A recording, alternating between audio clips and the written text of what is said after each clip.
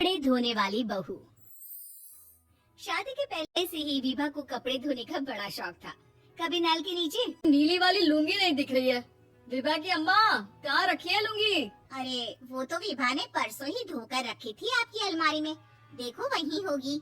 वो ना मैंने आज धो दी, मुझे लगा कि गंदी हो गई होगी। अरे कैसे गंदी हो गई थी, उसे तो मैंने पहना भी नहीं। हे भगवान, इस लड़की के कपड़े धोने की आदत से परेशान हो गया हूँ मैं। जितना तो घर में राशन नहीं आता, उससे कहीं ज्यादा डिटर्जेंट पाउडर का खर्चा है। इसकी शादी करवा दो, शादी जाए अपने घर में ही करे काम, फिर चाहे घर के कपड़े धोने हो या पूरे गांव के। हाँ ठीक बोल रही हो, देखता हूँ मैं कोई लड़का। वो दिन भी आ जाता है जब विभा को देखने लड़के वाले आ जाते हैं। लड़की मुझे अच्छी लगी। होने वाली सास कहती है, बेटी अगर कुछ पूछना है तो पूछ लो।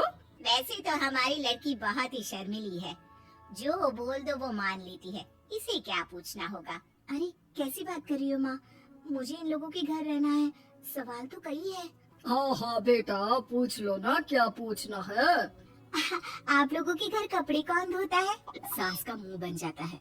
देखो अगर तुम ये कहना चाहती हो कि तुम्हें कपड़े धोने नहीं आते तो सुन लो, कपड़े मैं ही धोती हूँ, लेकिन तुम्हारे आ जाने के बाद मैं रुमाल तक नहीं धोऊंगी। अरे चुप रहना भगवान, बहू बेचारी घर आई नहीं, उसे डराना शुरू कर दिया।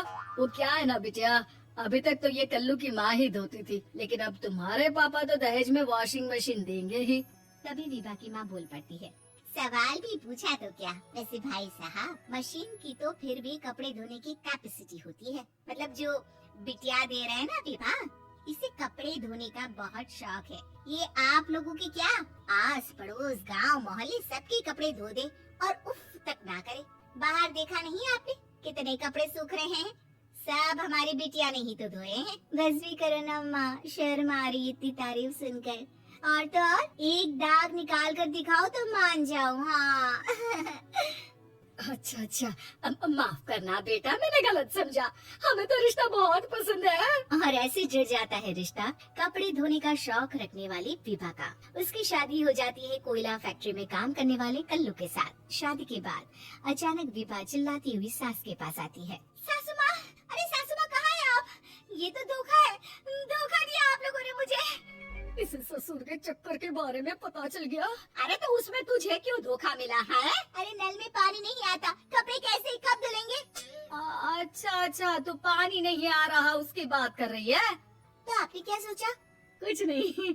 अच्छा तेरी माँ ने कहा था कि कपड़े धोने का शौक है, तुझे याद आया मुझे।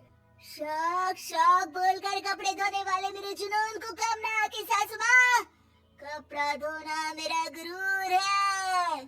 तभी पति भी वहाँ आ जाता है। अभी अभी मैंने इसे सनी देओल की फिल्म दिखाई है, उसी के डायलॉग मार रही है माँ। अच्छा सुन, साफ साफ बता रही हूँ, पानी सुबह 4 से 6 और शाम को 10 से 12 आता है, समझी?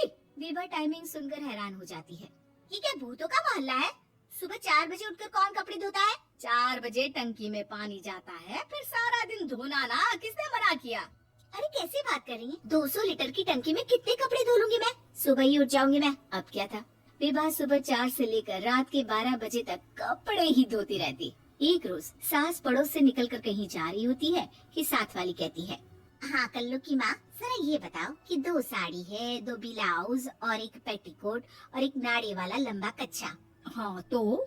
अरे तो क्या, कितना लोगी धुलाई ये बताओ। धोबन दिख रहे हैं हम क्या? हमारे पति सरकारी नौकरी से अभी अभी रिटायर हुए हैं और बेटा सुपरवाइजर है कोयला फैक्ट्री में। धोबन समझ रखा है हमें। हाय रे कल्लू की अम्मा, माफ कर दो, वो तो मोहल्ले में यही सब बता रहे थे कि तुमने बहू को कपड़ा धुलवाने के काम में लगा दिया है। सास को पड़ोसन की बात सुनकर गुस्सा आ जाता है। वो घर पहुंचती है जहाँ घर के बाहर ही इतने सारे कपड़े सूख रहे होते हैं जितने कि किसी धोबन के घर पर। अरे ओ कल्लू की दुल्हन, बाहर निकल। माँ जी यहीं आ जाओ, बाथरूम में चादर धो रहे हैं हम। अरे अभी हम धोते हैं, तुमको बाहर निकलो। ये आस पड़ोस वाले बोल रहे हैं कि हम बहू से कपड़े धुलवा कर उसे कपड़ा धोने वाली बना दिए हैं। अरे छोड़ो ना माँ जी, किन लोगों की बातों में आती हो? आस पास के लोगों का तो काम ही होता है कि वो किसी तरह सास बहू को लड़ा दे। बहू सारे घर के कपड़े धोती है, ये क्या कम है? बोलिए। सास को भी लग जाता है कि वो बहू का ये संकीपन नहीं छुड़वा सकती, इससे अच्छा है कि खुद ही चुप हो जाए। एक रोज सास और बहू मंदिर जाते हैं, जहाँ सास की साड़ी वहाँ खड़ी भीख मांगने वाली से मिलती है। माँ जी क्या बात है, आपकी साड़ी उस भिखारन से कितनी मिल रही है ना? हाँ हाँ देखो तो, दोनों की साड़ी मिल रही है। क्या बात है कल्लू की अम्मा, तुम खुद को तो अफसर की बीवी बताती हो और ऐसी सिंपल सी प्लेन साड़ी पहनकर घूमती हो। सिंपल और प्लेन नहीं है ये साड़ी। तो क्या सोने के धागे से फूल बने हैं? कुछ भी सासू माँ, कुछ भी। हाँ बने थे इस साड़ी में सोने के धागे से फूल। मेरे पति लेकर आए थे मद्रास से स्पेशली मेरे लिए 10,000 की। ताहे भाई साहब इस भिखारन के लिए भी सेम टू सेम साड़ी लेकर आए होंगे 10,000 की। सास उस वक्त तो कुछ नहीं कहती, लेकिन बहू के साथ घर आती है और अलमारी से एल्बम निकाल कर लाती है। ये साड़ी देख रही है, ये वही साड़ी है जिसे मैंने अभी पहना था। इस साड़ी में ये जो चमकदार फूल दिख रहे हैं ना, ये सोने के धागों से काढ़े गए हैं। लेकिन तू लोकल वॉशिंग मशीन ब्रश से घिस घिस कर सारे फूलों को निकाल कर साड़ी प्लेन कर दी।